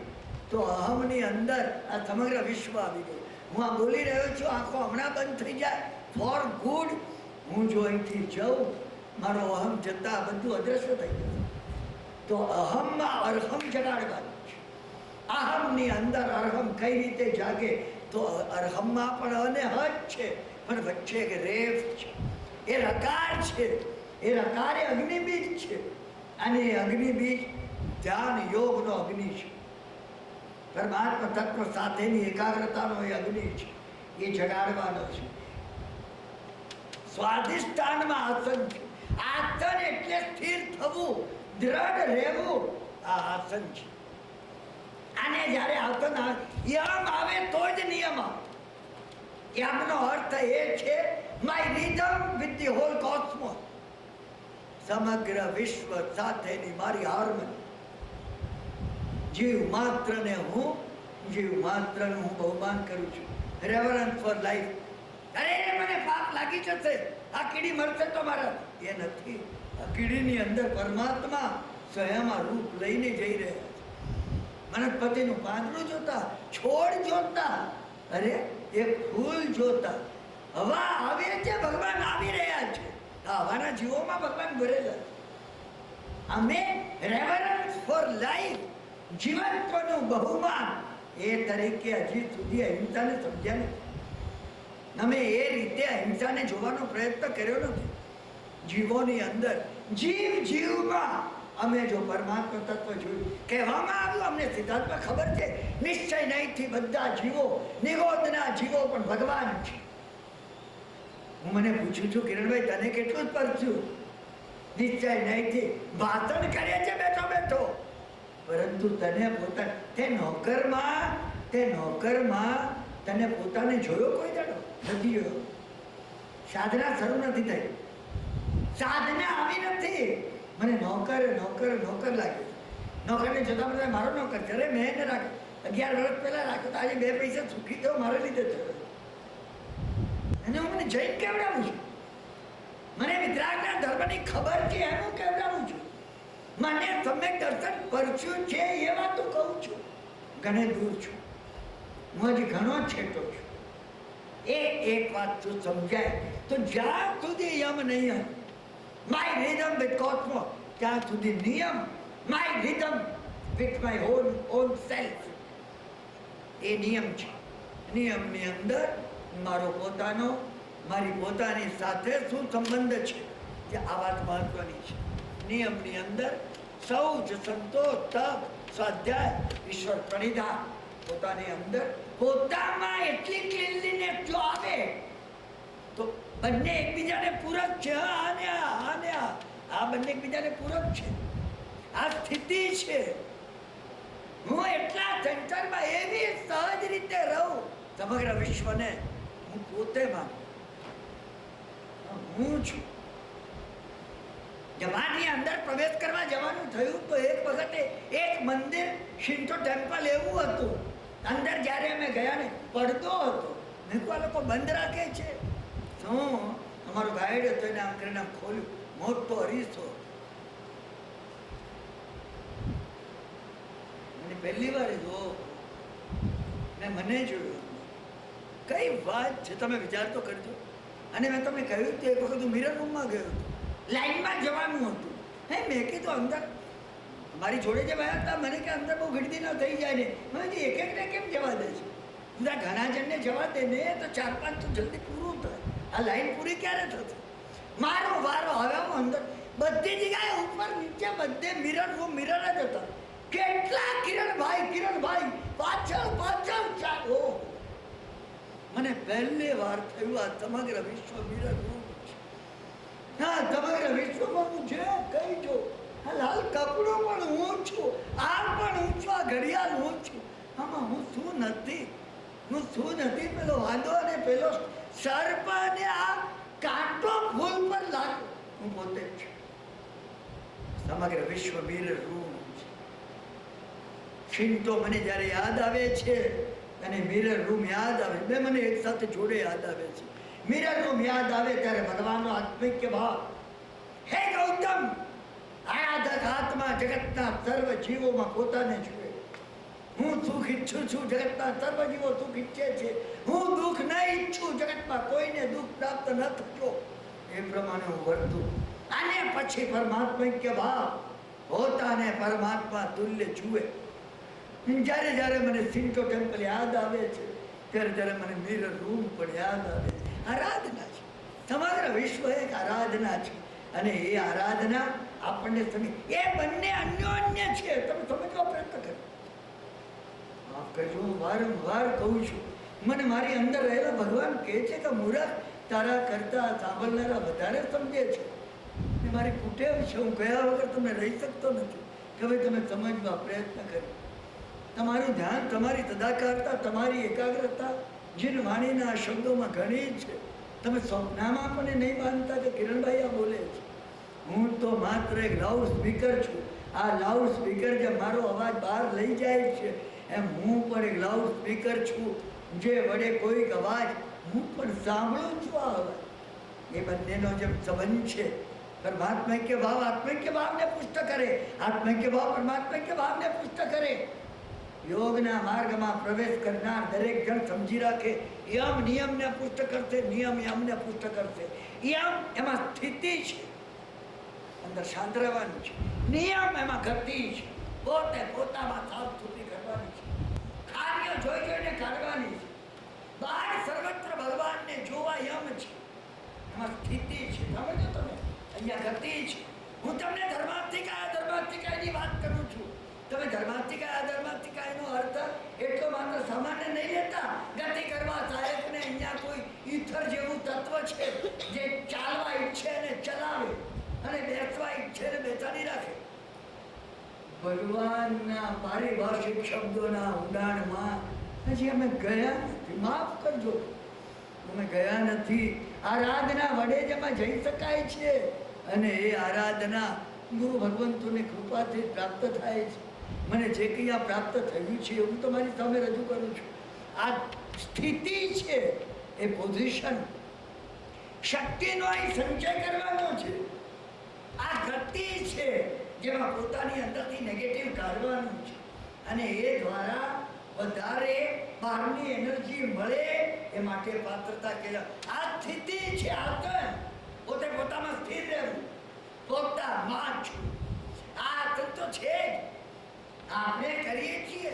પદ્માસન કરો, અર્ધ પદ્માસન કરો, મકરાસન કરો, જે કરો એ અંદર સ્થિર. તમે અંદર સ્થિર થઈ શકીએ. જો આપણો પ્રયત્ન અંદર સ્થિર થવાનો નહીં હોય, અંદર સ્થિર થવાનો જો પ્રયત્ન નહીં હોય, પ્રાણાયામ નહીં. અમે તે સમજ્યા છીએ, સમજ્યા. આ આસન ચોક્કસ કર્યું, મયુરાસન કર્યું. હવે થોડો તમે જે પ્રાણાયામ કરી લે, તમે સમજવા પ્રયત્ન કરો. તમે અવશ્ય આસન કરો, પ્રાણાયામ કરો. હું તમને એન્ડોર્સ કરું છું. તમે જે કરો છો એ તમને સહાયક છે. તમારું એક દર્શન હોવું જોઈએ. આધ્યાત્મનો માર્ગ ઉગાડવા માટે તમે કરો છો. પ્રાણાયામ આવશે, પ્રાણાયામ પછીથી આવશે, આસન પછી. અને પ્રાણાયામ પણ એ વસ્તુ છે. આ જેમ સ્થિતિ છે, સમજ્યા ને, આ ગતિ છે. પ્રાણાયામ એ ગતિ છે. બહારથી જે અંદર પ્રાણ લેવાનો છે, પૂરક. હું બહારથી અંદર શ્વાસ લઉં, અરે તો હું ઓક્સિજનને ઓઝોન ભરું છું. જે નથી જાણતો એ ઓક્સિજન ઓઝોન ભરે છે. હિમાલયમાં બદ્રીનારાયણ પર જઈ અને શ્વાસ લેશે નહીં, શ્વાસ એને લેવાય છે, એમાં ઓઝોન આવે છે. અને જ્યારે મૂકશે ત્યારે કાર્બન ડાયોક્સાઇડ જાય છે. તો પ્રાણાયામ શું છે? યોગની પ્રક્રિયા શું કીધી ભગવાન પતંજલિએ? ભગવાન પતંજલિએ એ કહ્યું કે તમે જ્યારે પ્રાણાયામ કરો છો ત્યારે તમે બહારથી સિદ્ધ ભગવંતના એ સત્તત્વોને ગ્રહણ કરો છો. પૂરા તમે અંદર લો ત્યારે પંચ પરમેષ્ઠી ભગવંતોનું રેડિયેશન લેજો. તમે અંદર શ્વાસ લો એ વખત તમે વિચાર કરજો, મહાવિદેહ ક્ષેત્રમાંથી અંદર સ્વામીમાંથી જે રેડિયેશન નીકળે છે એમનું શરીર પણ ઔદારિક છે, મારું અને તમારું છે એવું. એના અણુપરમાણુ મારા શ્વાસમાં આવે છે, રોકી રાખો છો તમે. અંદર રોકી રાખ્યો, જેને આપણે આંતરકુંભક કહીએ છીએ. 4 વસ્તુ છે: પૂરક શ્વાસ લેવો, આંતરકુંભક અંદર રોકવો, રેચક બહાર કાઢવો, બાહ્ય કુંભક. એમાં બાહ્ય કુંભકને શ્રેષ્ઠ ગણવામાં આવે છે. જ્યારે આપણે અંદર સાવ ખાલી છીએ, અંદર કઈ હવા નથી, તમે આંતર કુંભકમાં થોડો વધારે તમે ટકી શકશો. બાહ્ય કુંભકમાં તમારી પાત્રતા નહીં વધે ત્યાં સુધી તમે નહીં ટકી શકો. બાહ્ય કુંભક બિલકુલ હવા વગર ખાલી હોવું કપરું છે. પણ લોકોત્તર પ્રાણાયામ શું છે? આ પ્રાણાયામ કરતા કરતા ભાવના શું કરવાની છે કે જ્યારે તમે પૂરક કરો છો એ વખતે જગતમાં જે કોઈ શ્રેષ્ઠ તત્વો છે એના આંદોલન તમે તમારી પોતાની અંદર ભરો છો. આ જે છે સુકૃત અનુમોદના છે. હું એમના જેવો બનું. મારી અંદર જે પોટેન્શિયલ રહ્યું છે એ પોટેન્શિયલ આ પંચ પરમેષ્ઠી ભગવંતોની કૃપાથી મેનિફેસ્ટ થઈ જાય. આ જગતમાં મારાથી ચડિયાતા જે ઘણા વિશિષ્ટ મહાત્માઓ ઊંચી ભૂમિકાને પહોંચેલા છે એમના સતતો ગ્રહણ કરું છું.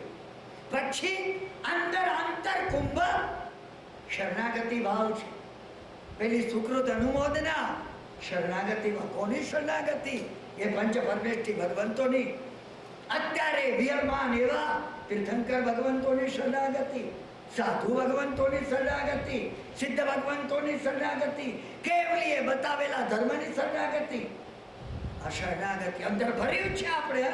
આમાં જે કંઈ છે, હું ટોટલ અનકન્ડિશનલ સરેન્ડર આ પરમ તત્વના ચાર આસ્પેક્ટને આ ચતુર્મુખ છે. ચોમુખજી આ છે, આ ચાર ચોમુખજી છે. આ ચારને હું પોતે ટોટલ સરેન્ડર કરું છું. આંતર કુંભક છે, મેં અંદર ભર્યું છે. પછી રેચક કાઢી નાખું છું, ઓક્સિજન બહાર નીકળે છે. આપણે વિચાર કરવાનો. દુષ્કૃત ગર્ભા, મારામાં જે દૂષણો છે, મારો ક્રોધ, માન, માયા, લોભ, એના સૂક્ષ્મ અંશો, મારી ઉપેક્ષા, મારી બેદરકારી, મારા અહમના બધું બહાર કાઢું છું. Cleansing myself, totally cleansing myself. આ રેચક છે. તમે ભાવ જ આ કરવાનો છે. તમે જે કરો એ કરજો. આ ભાવ કરવાનો છે. તમે ભાવ કરશો તો એ મેળવશો. તમે જો આ ભાવ નહીં કરો, માફ કરજો, તમને મળશે નહીં. હું ઘણી વાર મારે દાખલો કહું છું. સમજ્યા ને? ગુરુ પાસે શિષ્ય આવ્યો, એને આવીને કહ્યું, બ્રાહ્મણ હતો શિષ્ય, એને કીધું ગુરુ ભગવાન બહુ સુંદર સ્વપ્ન આવ્યું. ગુરુ મહારાજ સાંભળી રહ્યા. એને કહ્યું કે ગઈકાલે સ્વપ્નમાં હું રસ્તામાં જઈ રહ્યો હતો નગરમાં, અને કોઈ ગ્રસ્ત મળ્યા. એને મને કહ્યું કે એના પિતાની મૃત્યુ તિથિનો દિવસ હતો, માટે બ્રહ્મ ભોજન કરાવવા એને મને આમંત્રણ આપ્યું. ગુરુ મહારાજ એને ત્યાં ગયો. લાડુ બનાવેલા ભજીયા, અરે સુગંધ થઈ ગઈ. મને મનમાં થયું કે એક લાડુ ગુરુ મહારાજ પાસે લઈ જાઉં.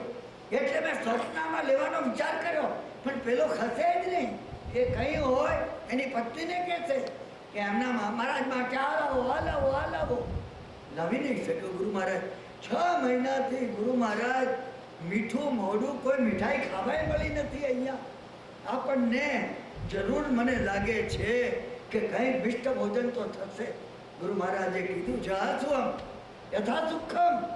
ભગવાને કહ્યું તો એમ જરૂર થશે બેટા. ગયો એ તરત બીજો શિષ્ય આવ્યો, રાજપૂત હતો. એને કહ્યું, ગુરુ મહારાજ ગઈકાલે સ્વપ્ન આવ્યું, મેં જોયું, હું જઈ રહ્યો હતો, એક શ્રેષ્ઠી મળ્યા. એને કહ્યું, મારા પિતાની મૃત્યુ તિથિ છે, બ્રહ્મ ભોજન કરાવવા સંન્યાસીને ભોજન કરાવવું છે, તમે પધારો. હું ઘરે ગયો. ગુરુ મહારાજ લાડુ ને ભજીયા કરેલા. શું સુગંધ મને થયું. એક લાડુ ગુરુ મહારાજ પાસે ચોક્કસ લઈ જાઓ. પરંતુ એ તો જાય જ નહીં. કઈ હોય તો એની પટ્ટી પાસે બરાબર દીઠો એક ગાથા આમની આમ જ. એને કહ્યું, ગુરુ મહારાજ મને લાગે છે મારા પિતાનું ગયેલું રાજ્ય મને પાછું મળશે. ગુરુ મહારાજે કહ્યું, જા સુહમ યથા સુખમ. જાઓ બેટા, આશીર્વાદ છે. ગયા 2 જણા. સાંજે પેલો શિષ્ય આવ્યો, એને આમ ઊંચું કરીને અંદરથી લુગડામાંથી લાડુ કાઢ્યો. મહારાજ લઈ આવ્યો લાડુ. તમે મેં કીધું તું ને તમને લાડુનું ભોજન મળશે. ગુરુ મહારાજ કે બરાબર છે. થોડી વાર થઈ પેલો બીજો આવ્યો. એની જોડે ચામર અને છત્ર અને મંત્રીઓ હતા. અપુત્રીઓ રાજા મરણ પામ્યો એટલે હાથણી આવી, કળશ એના ઉપર ઢોળ્યો, રાજા બનાવવામાં આવ્યો. આવીને એને ગુરુ મહારાજને વંદન કર્યા. એમને કહ્યું, રાજગુરુ થવા તરીકે તમને નિમંત્રણ આપું છું. એક લાડુ પેલાએ મૂક્યો, એક લાડુ આને પણ મૂક્યો. આ લાડુ જ તમે જે ઈચ્છો એ થશે.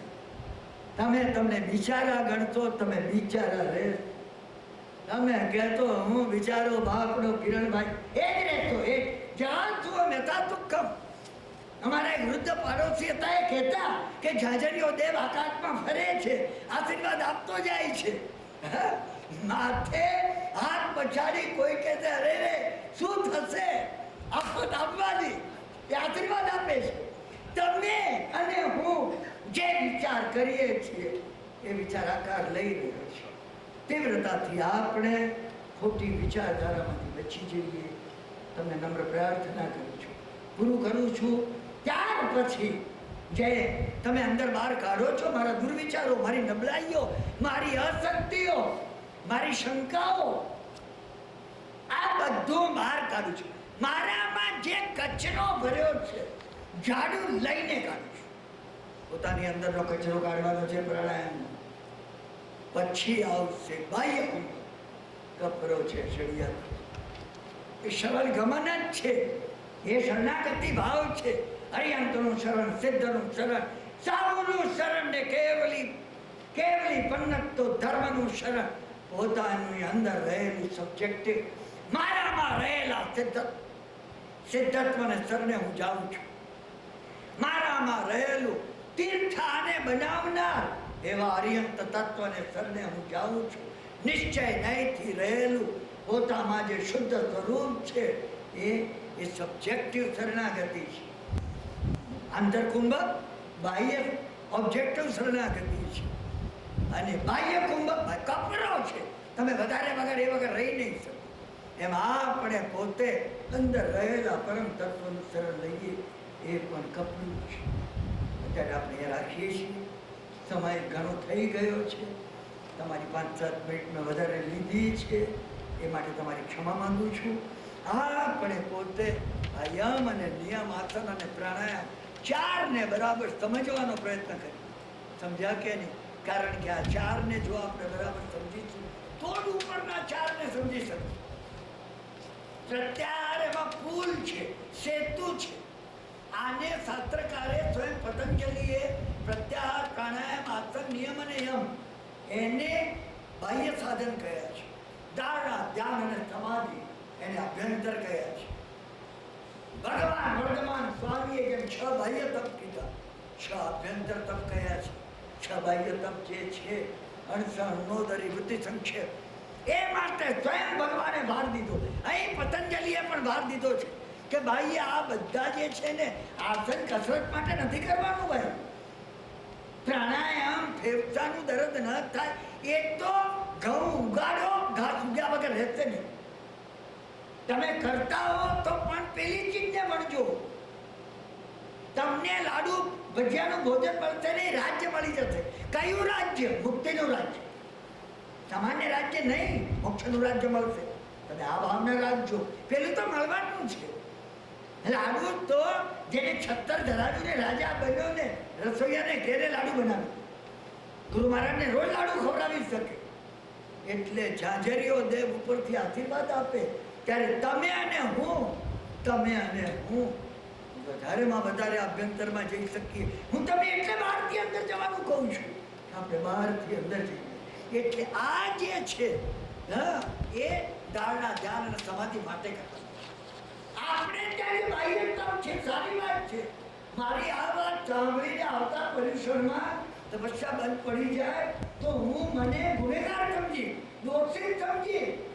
તમે જે કરો, તમે ઉપવાસ કરો કે માતૃશ્રવણ કરો, તમે વિચારે કરજો પરમાત્મા તત્વ કઈ રીતે પ્રગટ થઈ ગયો. તમે ભગવાનને સન્મુખ રાખજો. તમે એક ઉપવાસ કર્યો હોય, તમે વિચારજો કે પ્રભુએ 6 માસી કઈ રીતે કરી હશે. 6 મહિના સુધી ભગવાન 6 મહિના સુધી ભૂખ્યા રહ્યા હતા. ભગવાન 6 મહિના સુધી ધ્યાનમાં રહ્યા. તમે એક ઉપવાસ કરો, ધ્યાનમાં રહેવા પ્રયત્ન કરો, એકાગ્ર કરજો, બેતરું કરજો. પરીક્ષાના દિવસો આવે છે, તપસ્યા એનો it is not the end, it is the means. ઉપવાસ કરવો, આમિલ કરવું એ તપ છે, સાધન છે. એ માત્ર આ પ્રત્યાહાર છે. અને એની સાથે આપણે આ 6 જીનેશ્વર ભગવાને કહેલા એમાં યમ અને નિયમ ભેગા એ પ્રત્યાહાર છે. વિલ પાવર જેનાથી ડેવલપ થાય છે. સંકલ્પ બળ. સંકલ્પ બળ એટલે સંકલ્પનું બળ. Power of the will.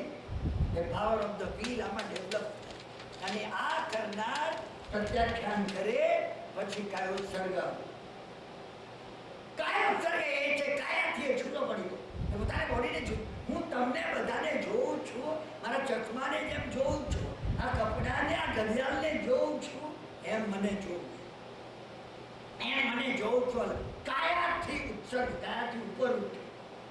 To attain body, અરે મનથી પર ઉપર ઉઠે. બુદ્ધિથી ઉપર ઉઠે. સમજવાનો પ્રયત્ન કરજો. અહંકારથી પડે ઉપર ઉઠે. હું આત્મા છું, મારા અહંકારને હું જોઉં છું. સહજ તમે આને ભારે નહીં સમજતા. આવે એવી વાત છે. આવતા આવતા એ આ માર્ગમાં આવશે. એક આયોત્સર્ગ છે અને એક આયોત્સર્ગ આસનની અંદર પ્રાણાયામ પૂર્વક ધ્યાન છે. એની ચર્ચા આપણે કાલે કરીશું. કાલ તો નહીં કરીએ, થોડું વારે કરીશું. કાલે વર્ધમાન સ્વામીનું જીવન ચરિત્ર છે. પછી પ્રતિક્રમણ આવે, પાછા ફરવું. એક પ્રત્યાહાર છે.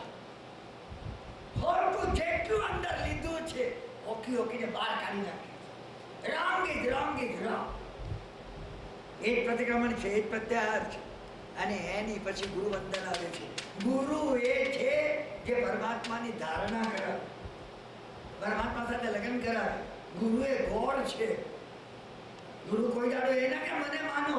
ગુરુ એ કહે છે ચાલો મારી સાથે મારે બતાવી દો, ચાલો મારી સાથે હું પ્રભુ જોડે પરણાવી દો. અને આવી અને એ તમને પ્રભુનો મિલાપ કરાવી બહાર નીકળી જાય, પોતે અદ્રશ્ય થઈ જાય. પછી એનું નામ ગુરુ છે. એ આ ગુરુ વંદન છે, ધારણા છે, ચતુર્વિંશતિ યોગસ્થ છે, ધ્યાન છે. આપણે ત્યાં સમાધિ સ્થળ અહીંયા આપણે રાખીએ છીએ. આજનું સ્વાધ્યાય પૂરો કરું છું. આવતીકાલે શુક્રવાર હોઈને ભગવાન વર્ધમાન સ્વામીનું ચરિત્ર પ્રભુ પ્રભુ બન્યા પછી એમના જીવનમાં શું શું બનાવો બન્યા. ભગવાન પોતે કેવળ જ્ઞાની નજીક કઈ રીતે આવ્યા. હવે કેવળ જ્ઞાની નજીક આવવાનું છે. નૈતારના ભૌતિક તમે દર્શન પછી પ્રભુ કઈ રીતે બન્યા. નંદન મુનિના ભાવમાં આપણે જોયું કઈ ફોર્મ્યુલા આપણે ભગવાન ભગવાન બની શકે. અને હવે કૈવલ્ય પ્રગટાવવા માટે પ્રભુના જીવનમાં શું શું પ્રસંગો બન્યા એ વાત આપણે આવતીકાલના સ્વાધ્યાયમાં જોઈશું. આજનો સ્વાધ્યાય આપણે પૂરો કરીએ છીએ. આનો જે હજી વધારે વિસ્તાર છે, હજી મને યમ માટે નિયમ માટે આસન માટે મને કહેવું છે. પ્રાણાયામમાં પ્રાણ શક્તિ, ધ એનર્જી ઓફ પ્રાણ, સૂક્ષ્મ પ્રાણ સમગ્ર વિશ્વમાં જે ભરેલો છે, હજી એની પણ વાત કરવી છે. એટલે સોમવારથી આપણે પાછો આ વિષય લઈશું. અત્યારે આ અંતિમ મંગળી કરી આજનો સ્વાધ્યાય સર્વ મંગલમ માંગલ્યમ સર્વ કલ્યાણ કારણ પ્રધાનમ સર્વ ધર્માનામ જૈનમ જયતિ સાધનમ અંગૂઠે અમૃત વસે. તમે અમૃતની વરસાદ થઈ રહી છે એમ ફીલ કરજો, તમે અનુભવ છો. હું આ અંગૂઠે અમૃત વસે ને એ સિદ્ધ જેને કર્યું છે ભાઈ મહાત્માએ આ મને આપ્યું છે. અને હું તમને એટલા જ ભાવથી આપું છું. આ વારંવાર ગણવાનો અર્થ તમારું પોતાનું કનેક્શન. તમે પ્લગ મેક્રોકોઝમમાં આ સમગ્ર યુનિવર્સમાં થઈ જશો. અમૃત ઉપરથી વરસી રહ્યું છે. અંગૂઠે અમૃત વસે. આ વસેનો અર્થ મારે ને તમારે માટે સાધનામાં વરસે છે. એ બોલાય નહીં, એમનામાં વસે છે. આરાધનામાં જો જઈએ એ અંગૂઠામાંથી એ વરસી રહ્યું છે. મારા બ્રહ્મરંધ્રમાં બ્રાહ્મણોને હિન્દુઓ જ્યાં શિખા રાખે છે ત્યાં એ વરસી રહ્યું છે. મારામાં અંદર ઉતરી રહ્યું છે. આજ્ઞા ચક્રથી થઈ મૂલાધાર સુધી જઈ રહ્યું છે. અમૃત અમૃત અમૃત. અંગૂઠે અમૃત વસે લબ્ધિતના ભંડાર શ્રી ગુરુ ગૌતમ સમરીએ મનોવાંછિત ફલદાતા. તમારો સર્વેનો અત્યંત આભાર માનું છું. ફરીથી આપણે આવતીકાલે મળીએ 8:25.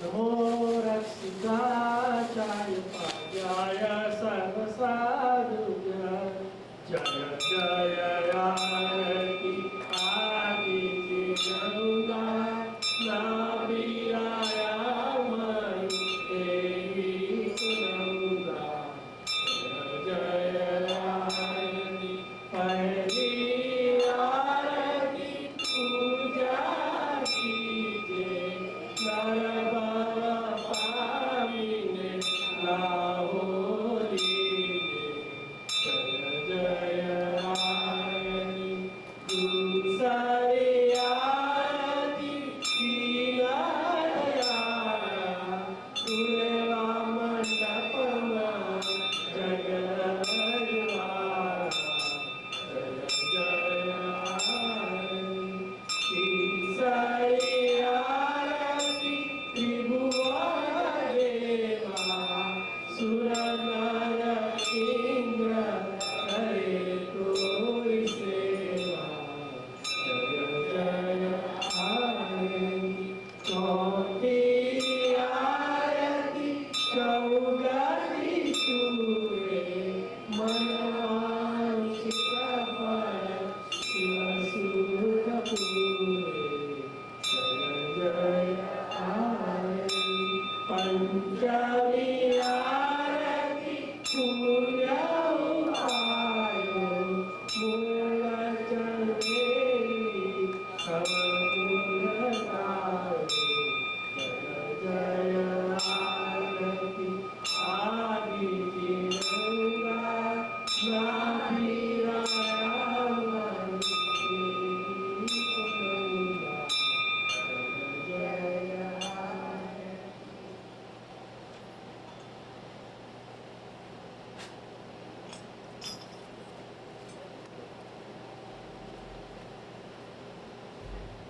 आया साधुया गोरे कियो प्रभु हरि करियो आदि उतारण बहुचिरं जियो सोहावणो तेर सर्वाधिकारी अंबर तेरे अमराहारी श्रीकांत मेरे सूरज भाई आवे भक्ते जीवन निभाई कृपाय बने हरिकारी आरती उतारी राजा कुमार पारे अमंगल मंगलिक सुमंगल मंगलिक मंगलिक चतुर्दिक संगने बोलो जीवो रे जीवो प्रभु मंगलिक जीवो आरती उतारण बहुचिरं बोलो पार्श्वनाथ भगवान की जय बोलो महावीर स्वामी भगवान की जय बोलो आदेश्वर भगवान की जय बोलो जिना शासन देव की जय